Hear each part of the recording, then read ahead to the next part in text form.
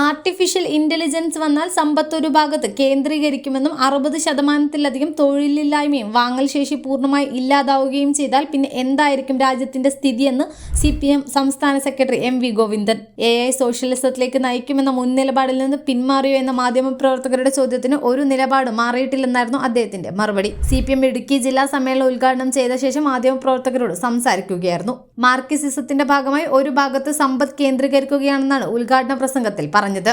കേരളത്തിലേത് പരിശോധിക്കുകയാണെങ്കിൽ 87% സമ്പത്ത് 10% പേരിലാണ്. 50% ജനങ്ങൾക്ക് 3% AI വരുന്നതോടെ വൈരുദ്ധ്യം കൂടും, അതിശക്തിയായി കൂടും. അത് ഇന്നല്ലെങ്കിൽ നാളെ ചർച്ച ചെയ്യും. 60% തൊഴിലില്ലായ്മ വരുമെന്നാണ് പറയുന്നത്. 5% വന്നാൽ തന്നെ ഗുരുതരമായ പ്രതിസന്ധിയാണ്. അത് വളരെ വളരെ ഗുരുതരമായിരിക്കും. നിലനിൽക്കുന്ന സമ്പദ് വ്യവസ്ഥയെ വർഗസമരത്തിലൂടെ മാറ്റാതെ ലോകത്തെ ഒരു രാജ്യത്തിന് മുന്നോട്ട് പോകാൻ കഴിയാത്ത സാഹചര്യം വരുത്തുന്നതിനുള്ള ഒരു ഇടവഴിയാണ്. നിലനിൽക്കുന്ന സമ്പദ് വ്യവസ്ഥയെ വർഗസമരത്തിലൂടെ മാറ്റാതെ ലോകത്ത് ഒരു രാജ്യത്തിന് മുന്നോട്ട് പോകാൻ കഴിയാത്ത സാഹചര്യം വരുത്തുന്നതിനുള്ള ഒരു ഇടവഴിയാണ് AI ഉൾപ്പെടെയുള്ളതെന്നാണ് അദ്ദേഹം പറഞ്ഞത്.